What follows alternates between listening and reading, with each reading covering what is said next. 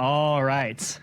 Welcome back, everyone, to another episode of Claims Denied. I feel like we're having a lot of conversations in the employer arena and cost and affordability and all those sorts of things. So today I have the distinct pleasure of being joined by Ali Diab, who is the CEO and co-founder over at Collective Health. Ali, how are you doing today? I'm doing well. How are you, Blake? It's good to see you. Doing great. We're fresh off the 4th here, so yeah. For those of you watching on the video, I got a little color on my face. Classic. Can't avoid the sun. But Ali, would love to dive in and maybe start with your background. Kind of walk me through your journey into healthcare, and we can kind of go from there if that works for you. That works great. I guess quick backgrounder. I'm a Bay Area native. My parents were both university faculty. My mom was a retired obstetrician gynecologist. My dad had passed away, but this was a judge and a lawyer and law professor for many years. I have an older brother who's also an academic. He's a pediatric orthopedic surgeon here in San Francisco, UCSF. So I guess the reason I'm saying all this stuff is I was planning to go down that path. Thought I'd become an academic, was interested in becoming an economist, and decided to drop out and join the private sector, initially working on Wall Street and then moving my way over to the technology sector where I've been ever since. Awesome. Yeah, I didn't know that you have an older brother? Yeah, 9 years older. 9 years. Wow. Yeah. That's a big gap. I was planned, clearly. My mom. Yeah. Did people ask you that? I love that. No, but my mom always insists that I was. I'm like, it's okay. It's fine with me. Yeah. So I have a 2.5-year-old right now. That's interesting. There's such a big age gap. So you probably, had more attention because your older brother was probably more self-sufficient at that point. So maybe there's some psychology going on there that maybe can unpack. But I digress. Yeah, maybe. Although I think as the youngest, like my parents weren't that focused on everything because they'd been there and done that. So I don't know. I kind of felt like a latchkey kid personally, but maybe yeah. Yeah, I've got an older brother who's 2 years older than me, so a little more sibling rivalry going on, maybe. Oh yeah. I don't know. Some competition, survival of the fittest, all that good stuff. Totally. Okay, so let's turn over to Collective Health now. Can you just walk me through what's the current state of your company? What's your thesis, value prop, all sorts of things. Walk me through how that works for you guys. Yeah, for sure. I mean, the thesis hasn't changed since we started the company, 12 and a half years ago. I started, as you know, after a very personal experience having a hospital stay denied and trying to unpack and understand why that happened. And I felt really at the time, and it continues to be the case today, that because I was on an employer-sponsored plan, that employers in our country don't have the means to purchase and procure health care in the way that they buy any other input. Again, but it's the second biggest input from a cost standpoint after wages in our country. I felt like there's a real opportunity to help the American employer buy health care better, deliver it, package it to their people better than they could or can with sort of incumbent health insurance companies. I think it's becoming more topical than ever with accelerating rate of change and cost. And I remind people, we do have a national health service for people who are over 65 and people who can't afford health care. So we have Medicare and Medicaid. But combined, those only cover about half of what employers cover in our country. Employers cover, depending on the numbers that you look at, anywhere from 160 to 190 million of us every year. There's 330 million of us, so it's much more than half or more than half. And they don't really have the means to buy healthcare well. There's not a lot of transparency. Insurance companies have their own agenda in terms of trying to maximize the profits that they make. And so we're really trying to help be our employer unpack and buy healthcare while with clarity and control and the transparency, flexibility they can get traditional. Yeah, love that. And you have some economist background, right? And lots of healthcare experience. So when you kind of had that, personal experience, the denial, also some familial attachment, those sorts of things, and you entered this space, what did you, from a framing perspective, or what did you kind of see that maybe a traditional healthcare person who's been in there for their entire career, how did you kind of have the vision to found Collective? It's a good question. I mean, I think the irony is that the economist in me isn't really what kicked in when my denial happened. It was more like the consumer internet product guy in me. Like, why is this so hard? Like, why can't I just get a basic question answered? And why is the process of trying to appeal this decision or challenge this decision so difficult? Like, why do I have to like download forms, fill out paperwork and fax forms, and then call multiple times to confirm that the form was received, got through, has been processed? It felt like there was a really low ROI on my effort. And that was really the initial kind of spark. I was like, I am sure we can do this a lot better, not just using technology and good user experience design, but just having orientation around the customer, which at the end of the day is each and every one of us that's on a health plan. And so that was really the very naive aha moment, if you will, that sparked Collective Health. And then I happened to be fortunate. I still have a very good friend who's, my co-founder, who's not with us anymore, but was for almost a decade. And he was a practicing internal medicine doc at Stanford where I was treated. And when I was going through this, I called him and I was like, hey, what do I do? Like, how can I talk to the hospital? Like, how can I sort of use whatever levers are available to me? And I was shocked at his response. He's like, dude, this is like the 10th conversation I've had about health insurance in like the last week. And I spend more time dealing with this stuff than I do interacting with patients in the hospital, which just kind of tells you something. So he got religion, decided to stop out of being, a practicing physician, and we started the company. But it's just interesting. I mean, it affects each and every one of us. Each and every one of us has a story about how health insurance didn't work the way that we wanted. And I think the last thing I'll say is it has a really, really large human and economic cost in our country. Almost 500,000 people a year file for personal bankruptcy, and more than 70% of them, it's because of an uninsured or underinsured health event. So it has a really, really significant toll on us as Americans. Yeah, and I think like to that point, as far as affordability, like Milliman always puts out there, what's the average cost for a family of four? It's almost near 40,000. For those of you on the video on my whiteboard, I've got a little factoid. It's like 37,000 for a family of four for a annual premium in 2026, which is insane. But it goes back to what you've said, Ali, around the current health insurance model, right? And how not necessarily incentivized to reduce costs necessarily. And so an interesting kind of maybe provocative thing we talked about on our first kind of interview, which was more on background, was how the MLR kind of creates those incentives. And so you've talked about, hey, maybe there's like a different model to the MLR, or maybe like managed care needs to evolve a little bit, maybe move away from the vertical integration or however that looks. But I would be curious for your thoughts specifically on, the state of managed care, and if not the MLR, then what, right? So feel free to riff on that. Yeah, sure. I mean, I think just to start with your initial point, I tell people all the time, imagine if every year you had to buy a Tesla Model Y. That's how much you're spending on healthcare every year. It's not like Can you imagine the size of our garages? I mean, if we had that money instead. Totally, it's crazy. I mean, it's absolutely nuts. And it's 20% of GDP, up from 10% of GDP less than a generation ago, and it's going to be 30% of GDP, at this rate within the next 10 to 15 years. So it's eating away at the rest of the economy. That's the problem, because it is taking valuable investment and money away from other parts of the economy that need to grow. And I think to your question, I tell people all the time, it doesn't take a genius. Just open any quarterly or annual report for any one of the big health insurance companies. You pick whichever one you want. Aetna, United Healthcare, it doesn't matter. It's obvious they make the vast majority of their money from fully insured health plans, where they, by law are allowed to keep, depending on the segment, between 15 and 20% of every dollar of premium that we pay. And that sounds kind of good on the surface, because what we say is, well, that means we're guaranteeing that the vast majority of what we pay them goes to covering the cost of healthcare. And that's true on the surface.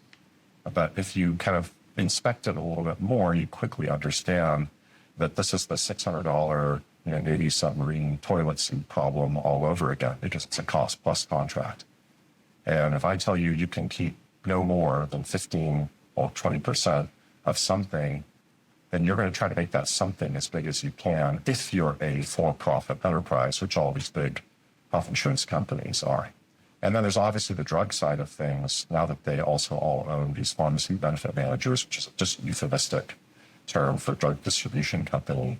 They're making markups on all the drugs that we consume. So there's a weird perversion where they're fully incentivized to drive up both the cost, like the unit cost, as well as the volume of care that we use. And when you kind of look at the data, United States versus, let's say, Western Europe or Japan or Korea, you see it borne out where unit cost, meaning the thing that we consume, whether it's a knee replacement or autoimmune drug, whatever it is, costs 2.5 to 3 times as much in the U.S., even if it's made in the U.S., as it does in any of those peer countries. And so we are driving an inflationary problem for ourselves with this kind of rubric. And what's nice about being self-insured as an employer is that doesn't play out. You don't pay a 15 or 20%, they call it retention, but basically it's a tax on top of your cost of care. When you self-insure, you're paying for your own claims, you're underwriting your own risk, and the insurance company or the plan administrator, like in our case, is paid a fixed fee per employee per month to administer the plan the way they want it. Now, it's not entirely great because you're still riding on top of the same health insurance networks, typically, that are used for those fully insured plans. So there isn't that 15 to 20% medical loss ratio provision, but you are relying on the same private contracted rates between health insurance companies and hospitals and drug companies. And those, as I said earlier, are all inflationary by nature because that's just how the system works. And the last thing I will say is it becomes even more grotesque, in my opinion, I've used that word deliberately, when you think about how the government can set price for Medicare and Medicaid. So to use a bad analogy, the U.S. healthcare system is an airliner, and people over 65 and the economy class getting carried on the plane at cost. The government basically typically prices by around cost, sometimes below.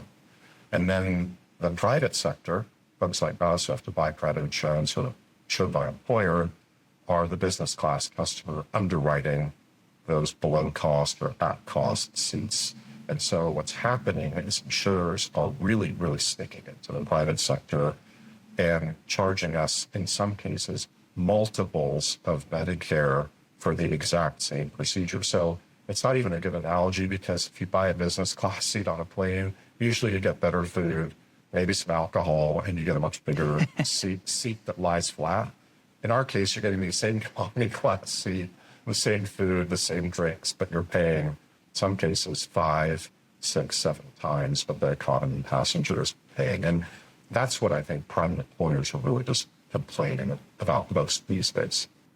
That's super interesting. And I want to talk about a couple of different data points. The first one being, I think your team actually flagged to me that, ACA premiums this year, or maybe for 2027, are going to rise 14% because of the, subsidy expiration and the kind of current state of that space. And then more broadly, just employer costs in general, on average, are going to rise 8% or rose 8% this year or something like that, which is like the highest rate since COVID. So I think that's why this is so top of mind, and why you are probably having all of those conversations, as you're very painfully aware of these facts. But I'm curious, we've mentioned various stakeholders. So we've talked about managed care, we've talked about kind of policymakers and hospitals and the reimbursement levels and all those sorts of things. From your vantage point in working with employers, what would you say, like, how would you kind of, if you had to create a scorecard or triage the different stakeholders and their contribution to overall cost or bad behavior or whatever it is, how would you kind of assess that and work through kind of the different layers? And because a lot of it, they kind of work together, right, in certain ways and are intertwined. But how do you kind of think about that? They are intertwined. I mean, the problem is, I think at the very heart of it, I think our private insurance rubric is the inflationary catalyst. But when your interests are aligned, if you're a drug company or you're a big, integrated hospital system, and as an insurance company, I come to you and say, I'll pay you more, I mean, very few, if any, are going to say no thanks. And so I think what happens is, the insurance rubric back to the MOR drives inflation in the system, and then everyone else is a witting or unwitting accomplice to that. Because again, I mean, incentives drive everything at the end of the day. And if you're a hospital CEO running on relatively thin margins, you'll take every extra dollar that you can get, even if you know it's going to get passed on as an deflationary effect down to the employer or the individual member on the health benefit plan. And same goes for a drug company. What I think is messed up is that insurance companies love to blame drug companies and, hospital systems and physicians like they're the bogeyman. They're not. They're just, again, a witting accomplice or unwitting accomplice in many cases to this whole perversion. And I think the insurance industry has created this fallacy that everything needs to go through insurance, number one. So we overcover things. Like if you think about insurance as an economist or as someone just thinking about basic financial principles, it's risk protection for something that could be financially ruinous. Why does my insurance plan have to cover my preventive benefits or low cost, low value services? I don't put my sort of gasoline bill or my charging bill or, my tires or my windshield wipers through my car insurance plan. I shouldn't put my preventative doctor's visits and, basic prescriptions and, birth control and stuff that doesn't cost very much money through my insurance plan. But the insurance industry has conditioned us and has leaned on lawmakers. I mean, we see this with the ACA, with all these minimum coverage criteria to require us to quote unquote insure everything, like the whole enchilada. The whole enchilada does not need to be insured. You need to insure the things that are basically black swan or tail risk that could ruin you. And I think that would be a great way of getting a lot of dollars out of that cost plus regime or out of that insurance toll booth. The other perversion that the insurance industry has sort of engendered is they want to go around and tout their discounts. Oh, use our network or use our PBM because we have the biggest discounts. But it's like I tell people, it's like a discount off the Neiman Marcus price.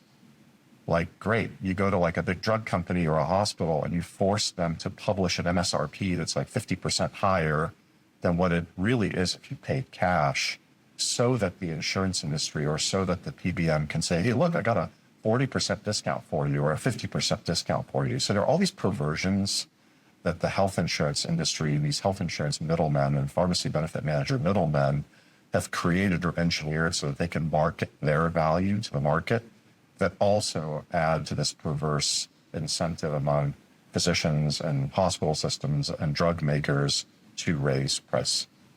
And so to me, at the end of the day, I hate using the term bogeyman, but I do think the health insurance industry, just because of the way that it's structured, is the inflationary catalyst. So that's why we recommend to employers, once they're big enough, get off that hamster wheel and get onto a self-insured plan where you have more transparency and you aren't driving as much that inflationary effect.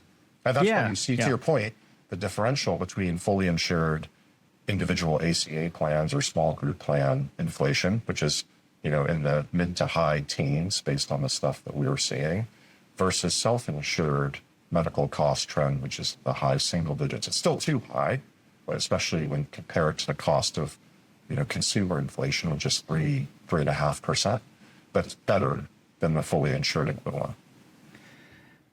You mentioned a little bit of advice there for, you recommend this for this size of an employer, those sorts of things. Could you walk me through, the smallest employer, 5 people, all the way up to Walmart, and talk about like the levers they have from a cost perspective? For sure. I mean, if you're a small employer, well, here's something that's really interesting. The health insurance industry has lobbied the federal government and state departments of insurance for decades to limit the ability to self-insure if you're a smaller employer. Even though the risk in doing so, especially if you buy what's known as stop loss insurance, which is basically just catastrophic risk coverage to cover your expense as an employer above a certain level, is available. Like I can self-insure, and in some states where these laws have been challenged, you can self-insure. I mean, like in Texas, for example, you could self-insure if you're a pretty small group, and there are many companies that have 25, 50 employees that self-insure because there are laws that allow them to do that. They aren't limited in doing that. And there's stop loss insurance available to cap their cost as an employer, and it's much more affordable than the fully insured health insurance equivalent. But to answer your question, at just a very basic level, from small to Walmart, you get out of that fully insured rubric. And so you save money just off the bat in terms of your inflation being effectively half what it is year over year. And then you also get more transparency in terms of understanding what your underlying healthcare costs. If you're smaller, it's hard to get that data out of a health insurance company. But if you're a very large employer, you absolutely can demand it, that they will often acquiesce. In our case, we give it to everybody because that's just how it's not our data at the end of the day. It's the employers that we work for's data and their numbers. And then if you're a larger employer and you have enough kind of mass, you can do all sorts of interesting things. You can contract, and the most effective way to control your healthcare costs is just to contract directly. So go to a big hospital where you have a large population and say, you know what, I'm going to send you all of my cardio, orthopedic, and oncology patients. And in return, I'd like a direct deal that's more advantageous than I get through a health insurance network. And that's in some ways effectively what Medicare, Medicaid is, right? It's the government at very large scale contracting directly with every system in the country in a way where it's just like, here's a public rate, we're the government, we can dictate what price is, take it or leave it. But really, it's a direct contract of sorts, kind of a very sort of generic level. And so that to me is like a great example of how just bypassing the intermediary, bypassing the middleman is the most effective way to control your cost. And I think the government, the Centers for Medicare and Medicaid Services have done good things over the years to also introduce clinical and other performance criteria. That's why you have star ratings, right, for Medicare Advantage, that ensure the providers are doing the right thing, not just trying to drive volume for their facility or for their practitioners. So I think those are the most, and they're simple. And now you can also do that in the drug world. I mean, Trump RX is a very kind of limited example, but Lilly Direct, and there's all these examples now where drug makers even are just saying, you know what, forget this.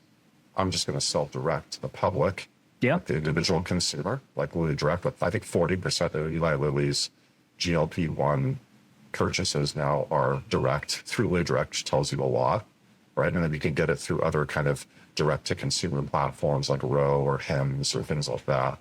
But employers can do that too. You can go to a drug maker and say, hey, I have all these people who use Keytruda, Humira, all these very expensive autoimmune drugs, or I have a large population on GLP-1s. Can we just buy them directly and reimburse you directly? So I think those are really interesting models that are emerging. And then you can use a platform like Collective Health or others to just administer the plan, whether it's a direct contract or an insurance network. Kind of doesn't matter. So like, are you using Wi-Fi or are you using the cell phone network? But direct is more affordable if you can get it. Yeah. And would love to double click on direct real quick. Just, I've talked to some folks who say like, no, this is kind of a fad, MA and insurance waxes and wanes. And so we've seen this kind of play out before. So I guess my first question is, do you think that there is like a tangible paradigm shift this time around where this stuff is like real and persistent and will stay around as far as all the direct contracting?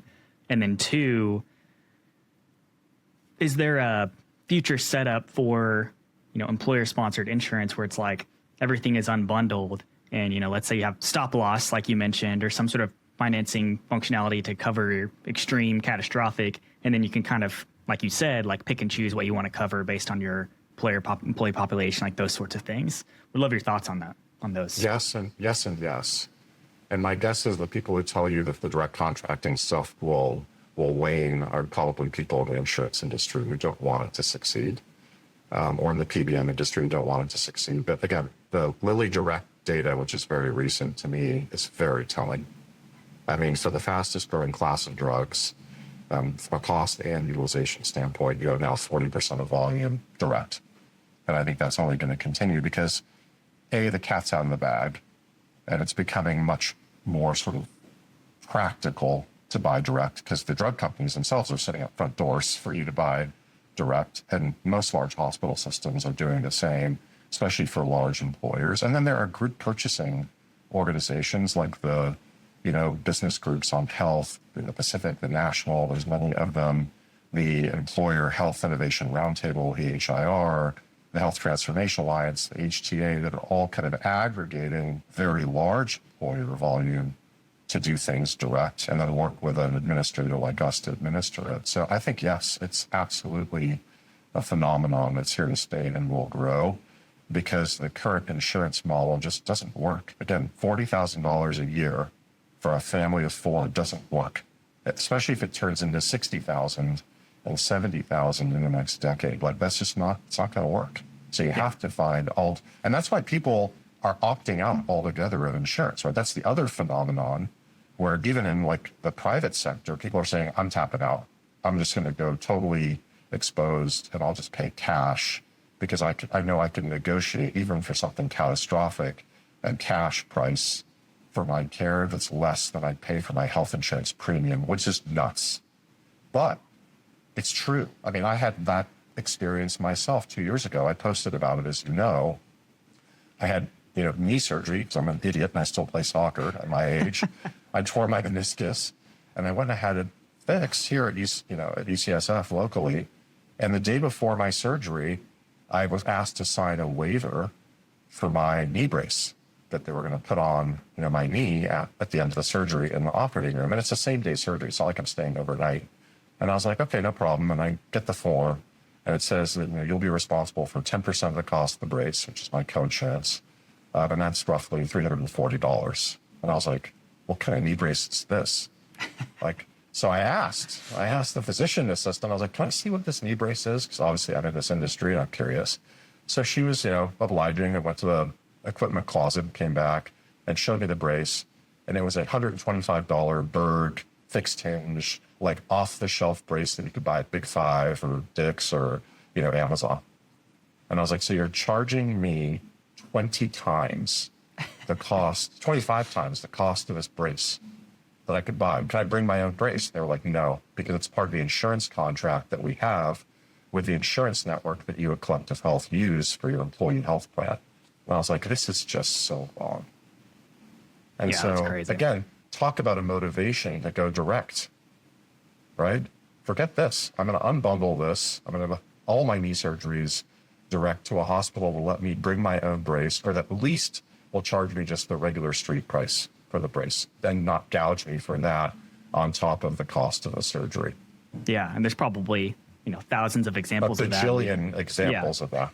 I mean, these are these groupers, these are these bundles that are negotiated between health insurance companies and hospital systems where it's very difficult for you, even as a very sophisticated consumer, to unpack what exactly am I paying for? Yeah, that's interesting. We have something else in common, by the way. We both have had relatively gruesome soccer injuries. Back in high school, I broke my tibia and my fibula. So sorry. There's some old Blake Madden lore for listeners. Sorry. Yeah, that's not sorry fun. For yours as well. I hope your knee's back, and I hope what position do you play? It's changed as I've gotten older, but my traditional position was on the wing because I used to be fast. I'm not that fast anymore. These days, I usually play. I mean, I play with recreationally a bunch of guys like me who played when they were younger. I usually play out top because I'm pretty tall and I'm good at kind of handling the ball when it comes in. So I usually play number 9 right side. Okay, goal, so. Yeah, facilitating all of the movement. I love it.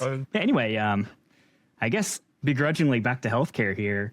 You've mentioned your model a couple of times in your platform, and we've talked before about how your clients see a kind of more inflationary cost trend around 3.5% versus 8 to 10% for the traditional self-insured. Can you kind of just walk through your platform and what's in that delta of whatever that is, the 6% delta between a traditional cost inflation versus folks who use you guys? For sure. So, I mean, Collective Health administers the health benefit plans for self-insured employers, typically larger self-insured employers with a few thousand to tens of thousands, if not more, eligible employees. And so what that means is we provide all the customer service, all the user experience around the health benefit plan. We stitch together all the different direct contracts, point solutions, PPO, high performance, other networks, PBMs that are required. And we are, for all intents and purposes, the health insurance company for the employees and their families on that employer-sponsored plan, even though the employer, because they're self-insured, is really the insurer underwriting the risk. So we're the administrator. And I tell people we're kind of like Stripe, right? Or any one of these like payment processors, in the sense that we provide customer service, we process all the claims, we do all this sort of accounting and auditing and finance related stuff, payment, in direct contracting in case, or hold the contracts, pay providers directly. And to our prior conversation, there's been a proliferation of providers, including all of these like digital first providers that are in our ecosystem. And we have like 150 of them, and they're a lot of the household names that we all know, like Lyra Health, and Hinge Health, and Progyny, and others that are going direct, creating their own kind of network of specialists in a specific area, or creating kind of more AI native experiences, like in the case of Daniel Press and his team at Hinge with their sort of digital first physical therapy platform. And we sell that directly to employers, or we pass it through really, and then we administer it all as like one integrated user experience. So it's a little bit like how you can run multiple apps on your iPhone or your Android device, but it's a coherent experience. There's one app store, everything kind of looks and feels the same. It's all accessed to the same device. We are kind of like the iPhone, if you will, for health benefit plans. And I think that that's a model that's here to stay, just like bringing your own device to a cell phone network and with Wi-Fi is here to stay. No one's going to go back to buying their phone from AT&T. I think the independent administrator and the ability to orchestrate and bring together like an aggregator all of these different options, from your PPO network on one end to direct contracts on the other end, to point solutions and whatever PBM you want, whatever vision partner that you want, all in one platform, all in one system, is what Collective Health is, where I think the future of administering health plans, whether they're employer-sponsored health plans or even potentially Medicare plans in the future, is headed. I don't think the vertically integrated model is gonna last much longer, just like AOL broke down after a while. All right, there you go. And so when you have an ability to sort of pick what's best for you, including and integrate them in a very seamless way, including direct contracts and point solutions, you are able in real time to route people to the lowest cost, most appropriate option. And so that's what drives the trend differential in Collective Health, which is 3.9% over the last 24 months annualized, versus the kind of self-insured industry average, which is about 9%. It's the ability, because we have a really good user experience, to grab people's attention and to inform them of their options, and then to guide them to the most appropriate option from both a cost and a clinical effectiveness standpoint. And having a platform that can integrate all of those options and understand what all of those options cost and other profiles or characteristics are, and then in real time calculate what's the best option for this member. So it's really the combination of, it's a little bit like the iPhone. Like, I have access to millions of apps, and so I can give you choice and I can guide you in terms of what I think is the best option for you, and that's what leads to better traffic and also greater customer happiness. And our Net Promoter Score, ever since inception, has been above 70, which is unheard of in health insurance, where your typical Net Promoter Score is in the single digits. Yeah, that's crazy. Very good for y'all, and thanks for that breakdown. That's super helpful. And I'm curious. For sure. Talked about a lot around thematically unbundling and personalization and those sorts of things. How has AI kind of been infused into what you guys do, and what would you say have been the best use cases from your perspective within your organization? Yeah, I mean, I think, well, first of all, AI can mean a lot of things. I think maybe you're speaking about more specifically in the most recent generative AI, Generative, large language yeah. model, large language model sense, but But also machine learning or whatever else Right. you want to mention. Yeah. Totally, and I think that's actually a great point, which is there are a lot of software and data science techniques that we use that have their appropriate use, including transformer-based large language model sort of flavors of them, but it's not limited just to that. So we use software and data science and data engineering throughout our infrastructure and throughout our user experiences to understand what people's tastes are, preferences are, and use that information to inform what we recommend to them. Also to analyze their health history and to recommend things that they need to do, like closing a gap in care or getting a screening when it's appropriate, if it's not been done for a while or they're at a certain age where they need to start considering doing something like that. And then obviously we use AI in the generative sense in lots of different places, including in our service centers, to streamline the aggregation analysis of very, very, very large sets of information for our member advocates, people serving people, on the phones or on email or on chat. And then also we have kind of a self-service version. We have our own bots, if you will. But that to me is still, that's a kind of skimming the surface of what AI could do. The stuff that's really interesting to me is what you can do kind of under the hood with a system that's more AI native.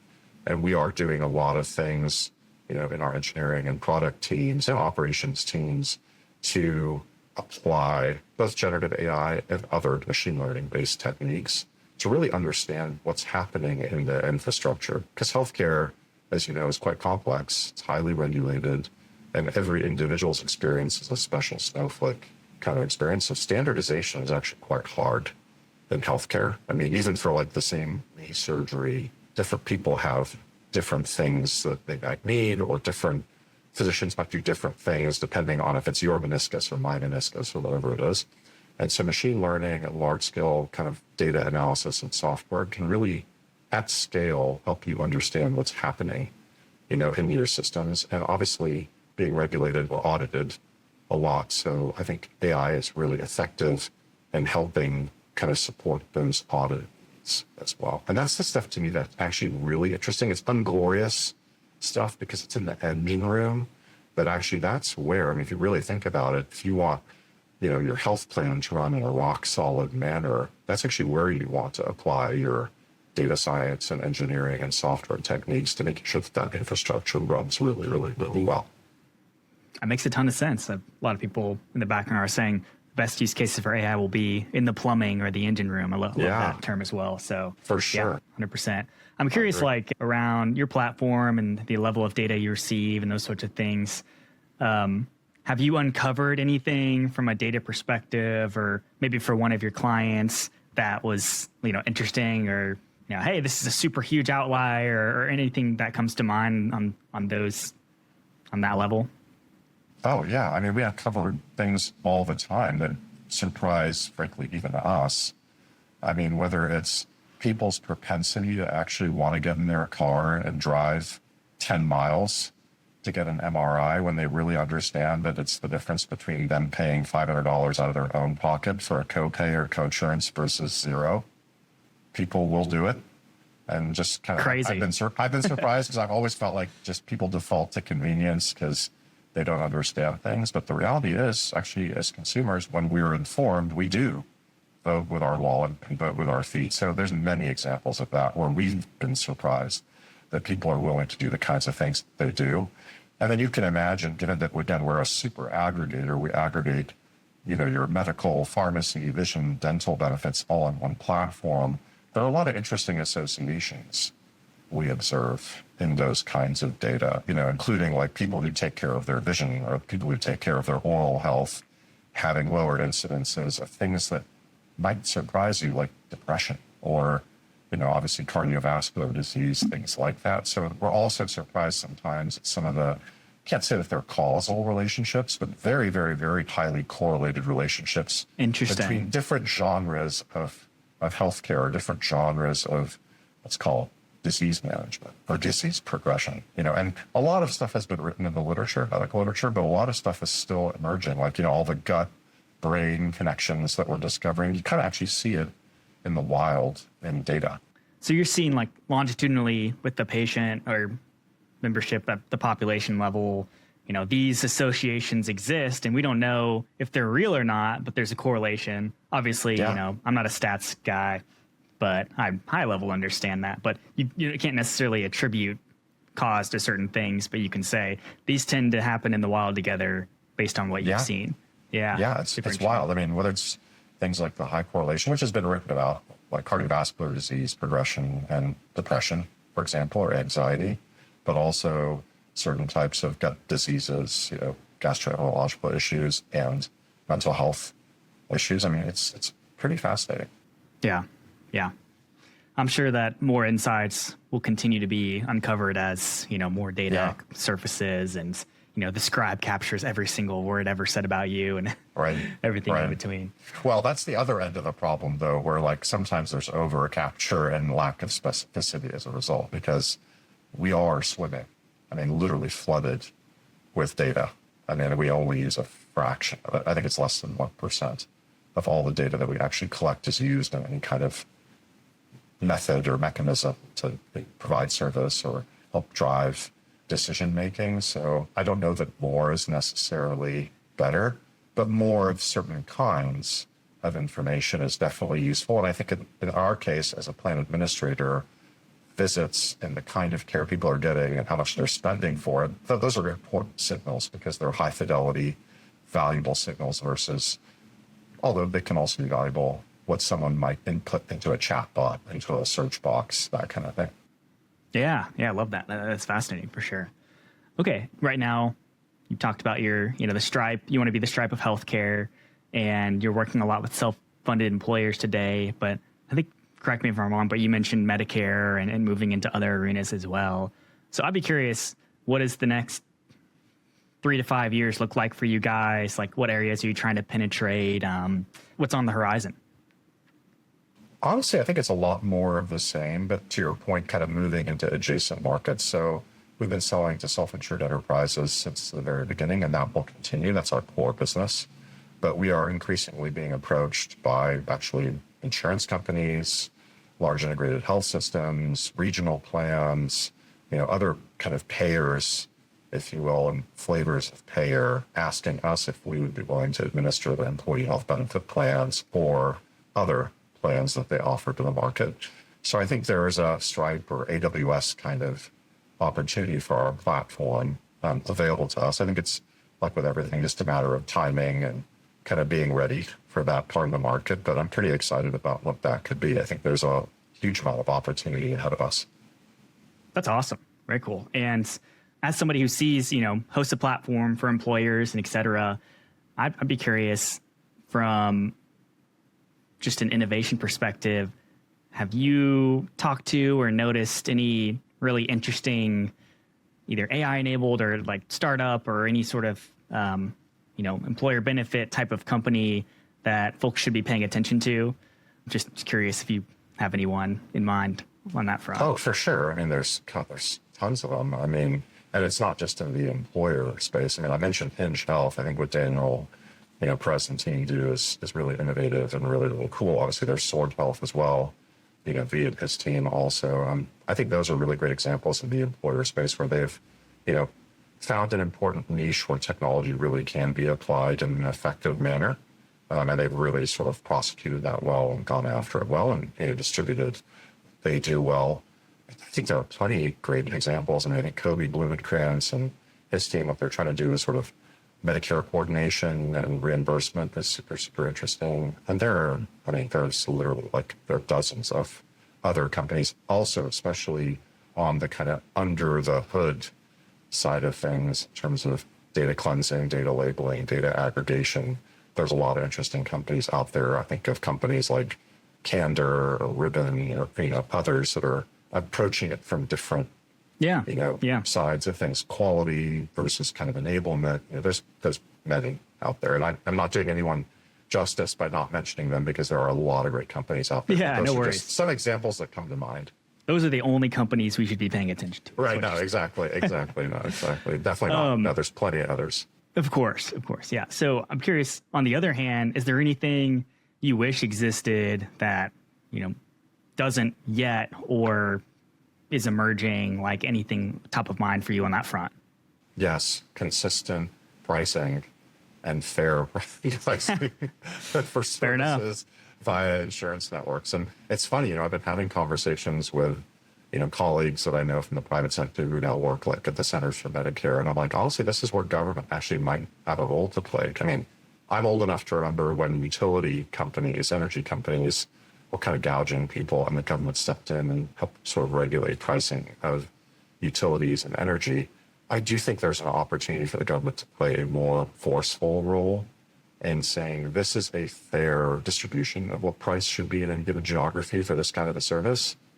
And with these quality criteria than they are today, I think the government's really gun shy to step in and help regulate the private sector. But again, as an economist and as a capitalist, actually that's where regulation is really useful, because you don't have a functioning market if there's no price signaling. You create a lot of fear among the buyer because they're like, I don't know what this thing costs. Why would I buy it? And that's exactly how we feel whenever we consume anything in healthcare. You walk in, you get service, you pay a small kind of nominal copay, and then you kind of wait for the other shoe to drop, and then you're shocked when you get that explanation of benefits. Weeks later, you're like, oh my God, that visit was $800 for what? I was there for like 10 minutes. Exactly. Yeah. Like, you should know that up front. There should be a published cash price or some mechanism to inform people before they buy, before they get served, what it's going to cost them. And the insurance industry does not want that, because that's how they maintain control. And so I think other than employers kind of banding together and demanding it, which takes time and a lot of effort, I do think the federal government and state governments can do it as well. And there are transparency laws, but they're not well enforced. And they're, in my opinion, a little kludgy. They're not as direct as they need to be. And I know people, and I'm the same way, don't want our government to be heavy-handed in our lives and in our markets. Sure. But this is an example where a little heavy-handedness would actually be very, very helpful for the market to work properly. Yeah, that's super interesting. And you mentioned state, maybe federally less so, but maybe there are some interesting things happening at the state level. I can think of, requiring health systems to participate in like a public option, or like price caps on things, or removal of CON reform, like corporate practice of medicine reform, stuff like that. Is there anything in that flavor that's caught your attention from your economist mind, like from a policy perspective? Honestly, I feel like a bit of a simpleton, but I think we should think less about borrowing from healthcare and think more about borrowing from financial services and like stock markets. Like the SEC regulates price and price transparency and price asymmetry very rigorously when it comes to buying financial instruments on an exchange, but also just kind of more generally. I think that's what we should borrow from. I think it should be published rates, just like there are published Medicare, Medicaid rates that are dynamic, that are available on an exchange. That is basically what the prevailing price for private healthcare services and drugs are at any given moment. It's not that hard to do. We do it for stocks. They're much harder to model, right? Yeah. We can definitely do it for drugs and services that are more durable and more kind of static and more consistent over time. And I just don't know why we can't get there. It's not hard. It takes work, but it's not like landing a rocket, right? It's not that kind of hard. So basically just like stroke of pen, have the SEC mandate price reform over all of healthcare, and we fixed it, right? Or CMS, right? CMS is already doing it. They're already setting price for one part of the market, right, the Medicare and Medicaid part of the market. Why can't they lean in and say, based on this, we think this is a reasonable price cap, or we think this is a reasonable price distribution for privately procured healthcare services? Because they are the exact same healthcare service. Whether I'm paying with my Medicare card, or whether I'm paying cash, or whether I'm paying with my private insurance card, I'm getting the exact same procedure.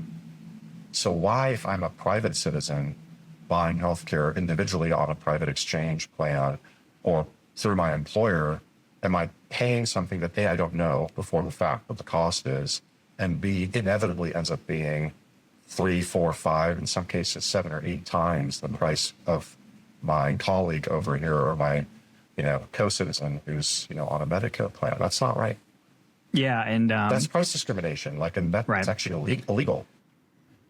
There you go. Maybe you could strum up a federal lawsuit it just shows you how politically powerful these, insurance and other entities are, right? I mean, lawmakers are really gun shy to do anything.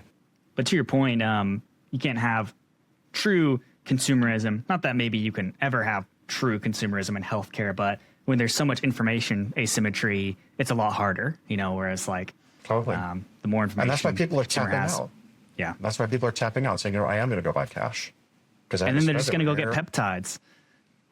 I mean, that too. But no, and that's why direct-to-consumer platforms are taking off. Yeah. That's why Lilly Direct is taking off. That's why Hims and Hers is taking off. That's people are just you know what? It's the cash economy of healthcare. And it's been working for decades in the over-the-counter world, but now it's even seeping into the prescription and not over-the-counter and surgical and other worlds where people are just you know what? I'm just going to go talk to the hospital, negotiate my maternity bundle myself, pay cash, know what I'm paying, be done with it.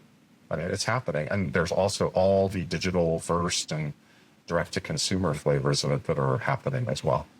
Yeah, I love writing and covering that stuff. Both the direct contracting stuff that you guys are clearly involved in, but also the consumer-oriented stuff, the AI-enabled primary care model that's free, and I don't know how they're going to monetize on the back end, probably through peptide ads or something. But all the innovation happening there on the consumer side is fascinating to me. Totally. Yeah. And to your point, there's a lot of energy, which shows you that the current rubric is not working. Yeah.